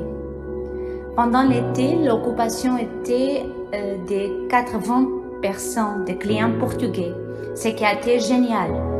Nous sommes très fiers que les Portugais aient choisi Pacheca pour leurs vacances. Pendant l'été, le lien avec la nature devant être très proche. C'est pour cette raison que nous avons créé le spa d'été. Les clients pouvaient choisir un soin au spa et le faire près du vignoble. Les dégustations de vin ont été exécutées à l'extérieur, à l'ombre des arbres. À l'arrivée des vendages, nous avons effectué les programmes habituels, des foulages traditionnels de raisins, mais avec des groupes plus petits, avec les distances de sécurité et toutes les procédures nécessaires. La réalité d'aujourd'hui est à nouveau différente. Bonne occupation pendant le week-end. Pendant la semaine, cela diminue considérablement. Les peurs et les insécurités sont revenues. Nous devons continuer à nous battre pour les meilleurs jours. Beaucoup de santé pour tout. Merci.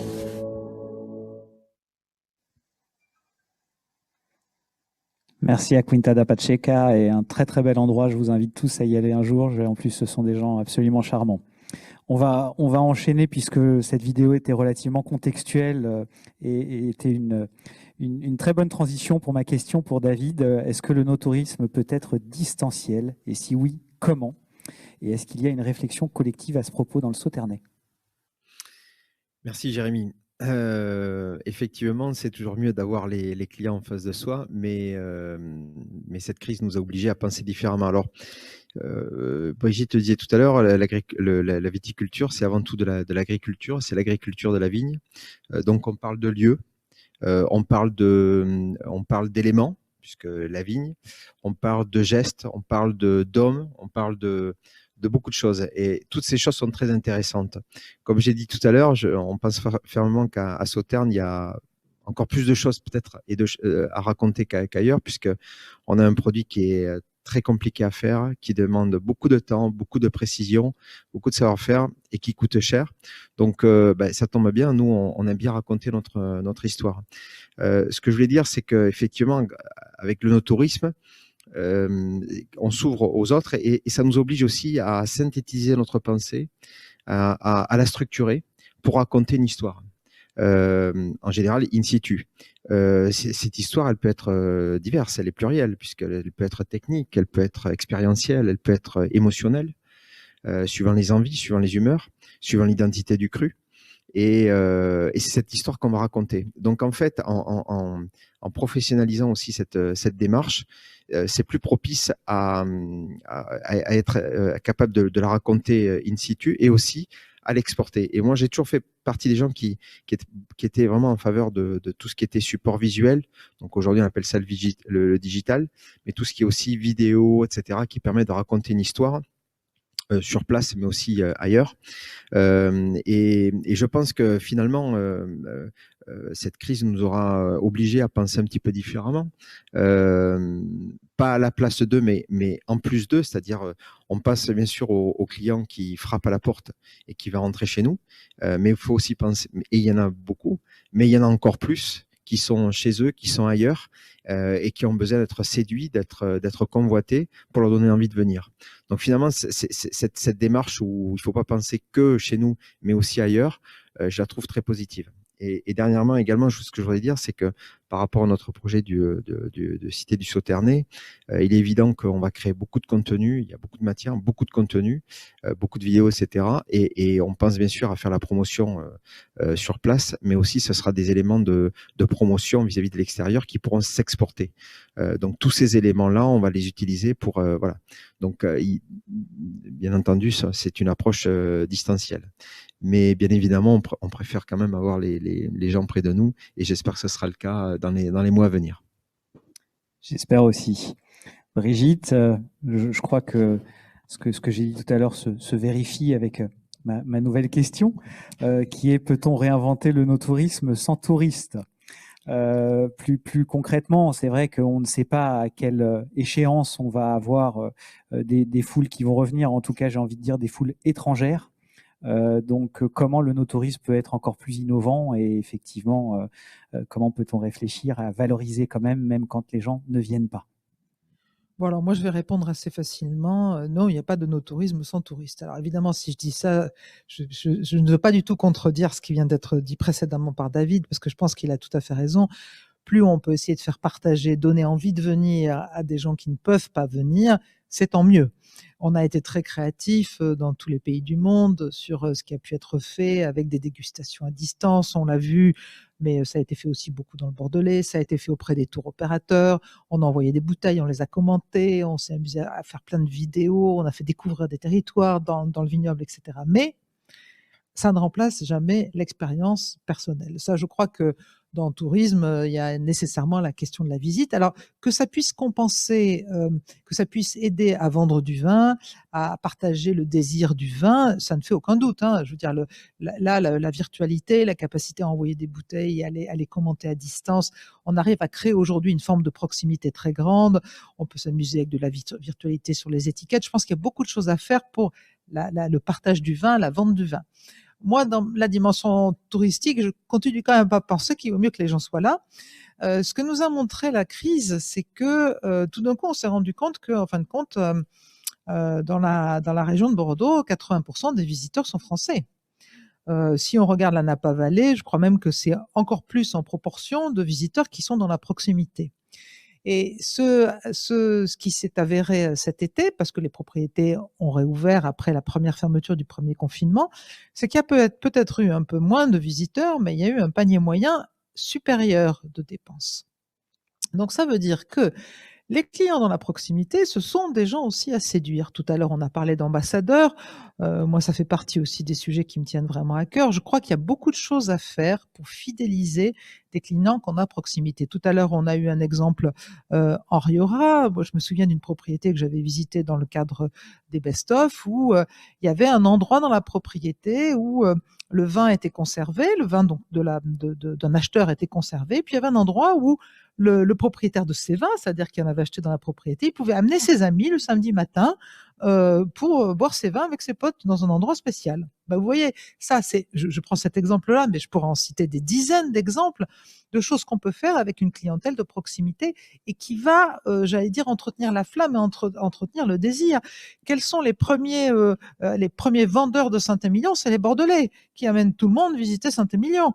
Parce que c'est un village magnifique. Eh bien, je suis sûre que si on est amoureux de quelques propriétés viticoles, on le fait tous. On amène nos amis dans les propriétés viticoles qu'on connaît. On est vachement fiers de dire, moi, je connais le viticulteur ou j'y suis déjà allé il y a 10 ans et puis je connais ci, je connais ça, etc. Donc, entretenir de manière, j'allais dire, conviviale, structurée, un réseau de clients de proximité, c'est garantir des nouveaux visiteurs, c'est garantir aussi la capacité à ces ambassadeurs, mais qui du coup seront beaucoup plus nombreux, d'amener des nouveaux visiteurs.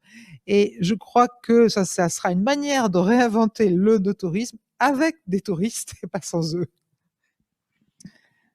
Philippe, est-ce que l'innovation culturelle doit plus servir le no-tourisme? Et est-ce que vous avez des exemples? Alors, je pense que c'est plus peut-être l'innovation dans la culture. Je pense que aujourd'hui, quand on regarde un peu le fondamental de l'œnotourisme, je ne me souviens plus quel était le chiffre de l'étude qui disait que la raison, je vais dans une propriété, le tourisme, c'est pour goûter du vin et acheter du vin. Donc ça reste, mais à un niveau extrêmement élevé. Je dirais ça, c'est probablement un des points communs qu'ont quasiment toutes les propriétés. Et je pense qu'aujourd'hui, par contre, on voit de plus en plus de propriétés ajouter justement, tout à l'heure on parlait de ce supplément d'âme culturel, avec effectivement, alors c'est pas des œuvres d'art, des projections, des mises en scène. Donc c'est vraiment la culture est en train de rentrer de manière encore plus forte, je dirais. Si il y a la culture de base, hein, je rencontre un viticulteur, il parle de son patrimoine, c'est culturel. Là, on va parler de ce qui est différent, on va dire, et notamment de ce qui a été inventé il y a des années, notamment dans les musées américains, et qui sont arrivés après en Europe et qui maintenant commencent un petit peu à partir partout, et notamment dans les propriétés viticoles. Je vais prendre un exemple parce que tout le monde est en train d'aider une propriété. Ce qui est intéressant dans ce type d'innovation, je trouve, c'est quand ça vient renforcer le modèle économique. Et notamment, on sait que ce qui coûte quand même très cher, même si c'est l'attente qu'on peut avoir, c'est l'humain, c'est de se dire, ça permet peut-être à l'humain d'être au bon endroit au bon moment. Alors, j'explique ce que je dis. Grâce, par exemple, au digital, on peut, à différents endroits dans la vigne, mettre des séquences. On peut se connecter, qui peuvent donner, voilà, c'est-à-dire je me projette à différentes périodes de l'année, je vois ce qui se passe, etc. Simplement avec mon téléphone ou avec quelque chose qu'on me donne. Et je le fais quand je veux. C'est plus simple que d'avoir éventuellement quelqu'un qui va vous guider, donc avec des horaires définis, etc. On part en groupe, etc. Donc ça permet d'avoir une grande liberté et peut-être du coup de plutôt avoir la personne qui va raconter au moment où on doit déguster et au moment où on aimerait bien vendre du vin. Donc utiliser comme ça, je trouve que c'est intelligent, ça allège le modèle économique et c'est utile à tout le monde. Voilà.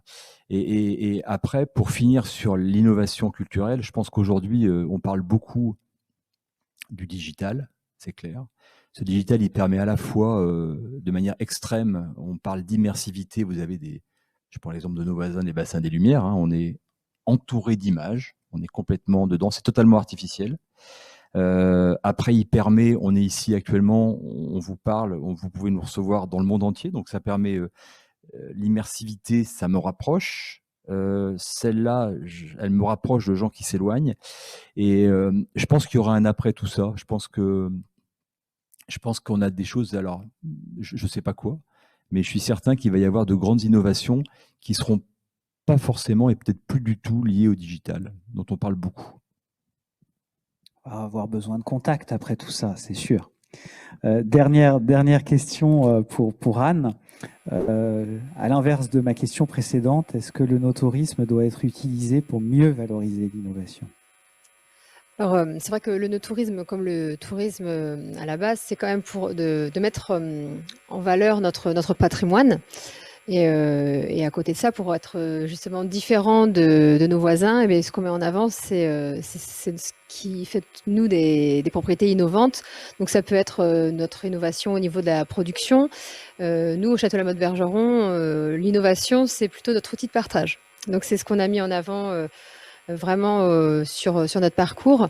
On a une vidéo qui est très innovante, justement, même si elle a déjà 6 ans, mais qui consiste à une projection en mapping sur une cuve. Donc on est vraiment sur une immersion, sur une projection en grandeur nature, et les visiteurs peuvent voir ce qui se passe vraiment comme si la cuve s'ouvrait en deux pendant les vinifications. On voit la création du chapeau, on voit le début de la fermentation alcoolique. Enfin, vraiment, on est sur un modèle de visite qui est innovant et mais moderne avec des nouvelles technologies. Et ça plaît beaucoup. Mais à côté de ça, sur l'innovation, il va y avoir des choses beaucoup plus simples, finalement, qui vont marquer aussi nos visiteurs. On propose en fait une dégustation de raisins tout au long de l'année. En fait, c'est tout simple, hein. Pendant les vendanges, on va congeler des raisins. Et donc, si les gens viennent au mois de décembre, au mois de mai, ils vont pouvoir goûter du Merlot, du Cabernet Sauvignon, voir la différence. Ça, c'est tout simple, mais c'est très innovant pour nos visiteurs. Et parfois, c'est ce qui retiennent le plus, même si on a mis davantage d'investissement sur un parcours avec beaucoup de nouvelles technologies. Voilà. L'innovation, c'est parfois revenir à la simplicité. Tout à fait. Merci beaucoup. Est-ce qu'il y a des questions de l'audience, peut-être ?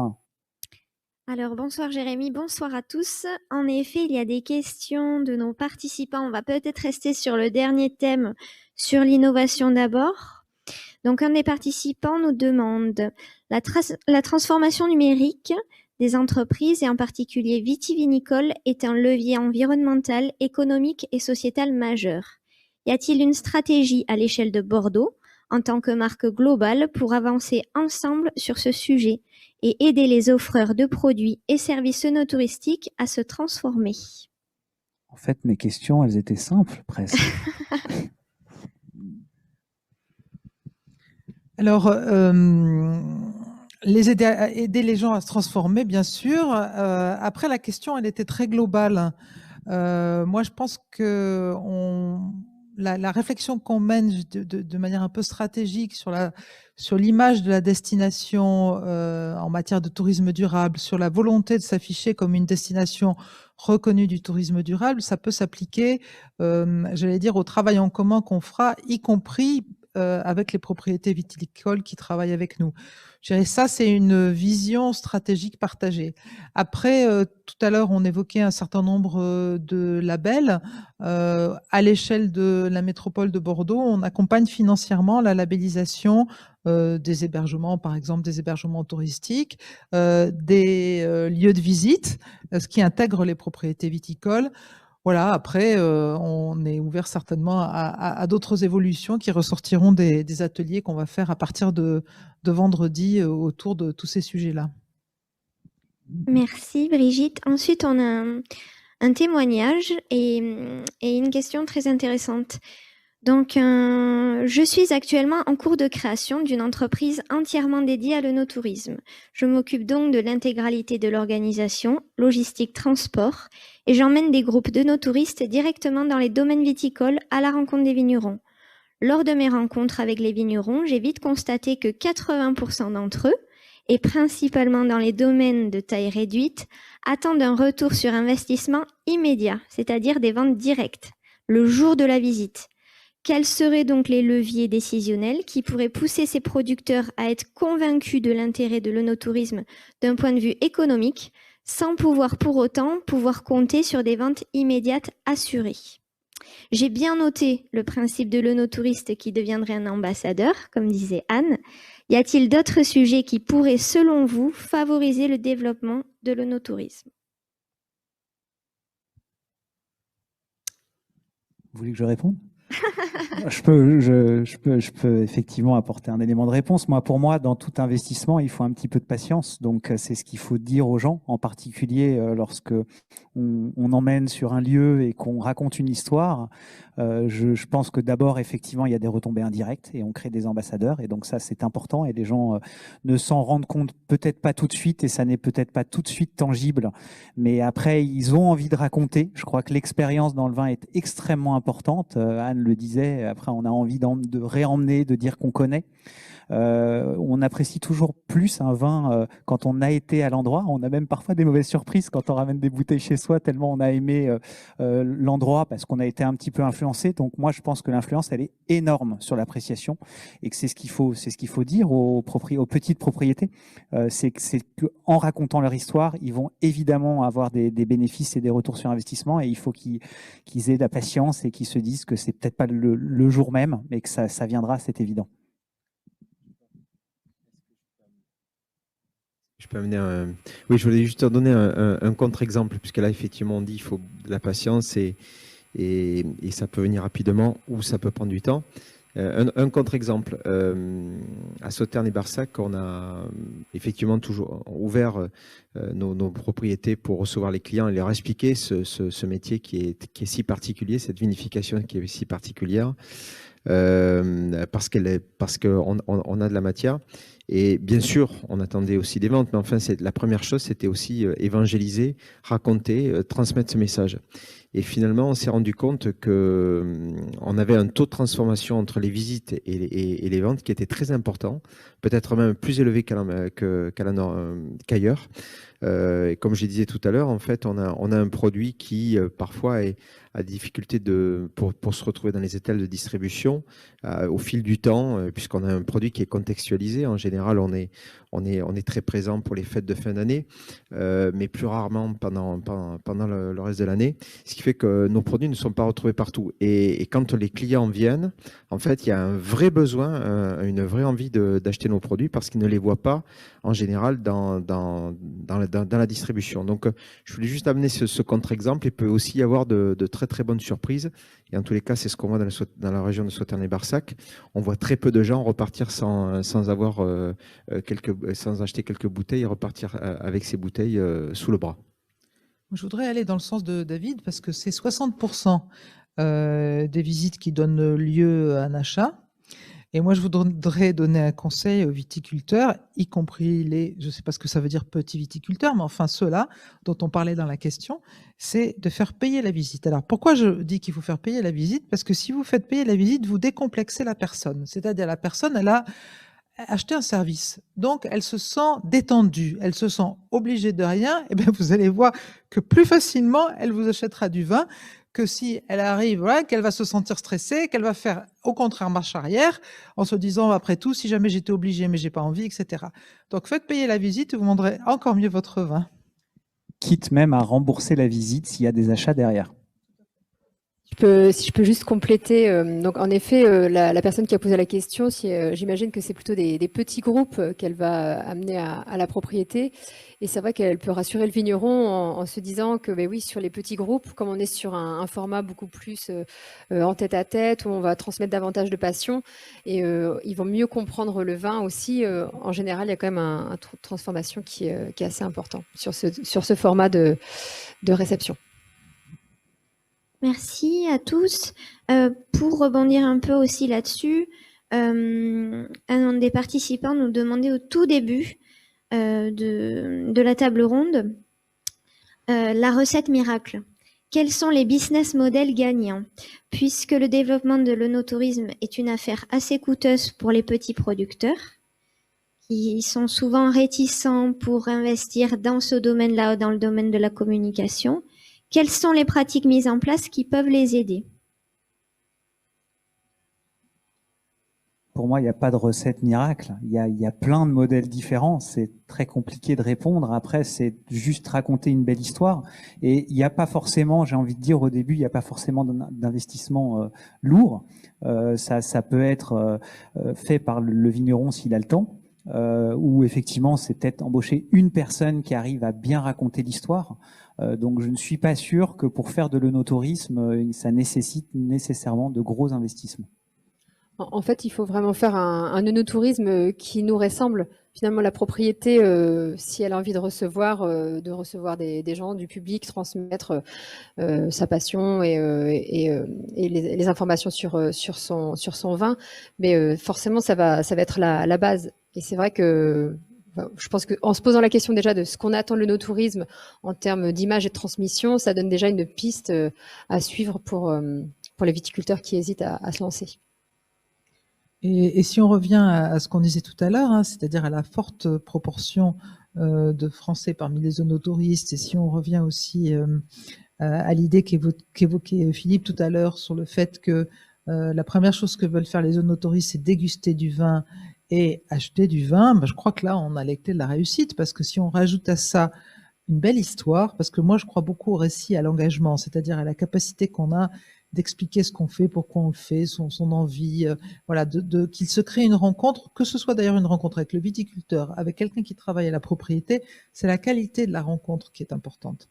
Donc je crois beaucoup à ça et au récit qu'on arrive à construire autour de ces visites. Merci Brigitte. Toute dernière question pour vous sur la thématique environnementale qu'on a abordée tout à l'heure. Les consommateurs aujourd'hui s'intéressent au développement durable et à la biodiversité. Par contre, ils manquent de connaissances sur les certifications environnementales existantes, HVE, biodynamie, RSE. Comment stimuler leur intérêt à apprendre ? Je pense que c'est justement l'œnotourisme est là pour justement transmettre nos pratiques et donc pour les propriétés qui sont en HVE, voilà, expliquer quels sont les 4 piliers du HVE et toutes ces pratiques qui vont dans le sens de l'environnement. Donc c'est ce côté pédagogique finalement de l'œnotourisme. Je crois aussi que ça s'est beaucoup développé aussi, c'est-à-dire que on m'aurait posé cette question il y a encore 5 ans, j'aurais dit, oulala, effectivement, les gens savent pas. Mais je trouve qu'il y a une croissance énorme de la connaissance des gens, parce que quand je vois les demandes et les questions qu'on nous pose, ça montre quand même que les gens, ils se sont intéressés au label et qu'ils en ont de plus en plus autour d'eux. Oui, c'est pas un hasard si la grande distribution fait aujourd'hui des rayons entiers dédiés au bio, ou même des rayons à l'intérieur des rayons dédiés au bio, parce qu'au départ, le bio était à part, et maintenant, ils réintègrent le bio aux rayons normaux, tellement ça se développe dans tous les domaines. Donc, je crois que la grande distribution montre bien que le public mûrit, hein, c'est-à-dire que les clients sont de plus en plus attentifs et peut-être qu'ils ont plus de mal avec ce qui leur semble moins évident ou ceux dont ils entendent moins parler. Mais sinon, je crois qu'il y a une progression énorme quand même de la connaissance vis-à-vis de l'ensemble de ces domaines. Moi, je vais prendre ma casquette de journaliste, hein, mais c'est aussi le rôle de la presse. C'est pas que le rôle des vignerons. Donc, je pense qu'il y a aussi des gens qui sont là pour expliquer, pour être pédagogues. C'est le rôle des écoles aussi. Et là, on peut aussi créer des ambassadeurs derrière qui sont capables d'expliquer. Donc, je pense que c'est vraiment une mission commune que d'être plus pédagogue par rapport à ces labels et ces certifications. Plus de questions dans le chat. Eh ben, il me reste à remercier chaleureusement ce beau casting et mes 4 invités, Great Wine Capitals bien sûr, et puis Philippe Massol et la Cité du Vin pour nous avoir accueillis. Merci à tous et très bonne soirée.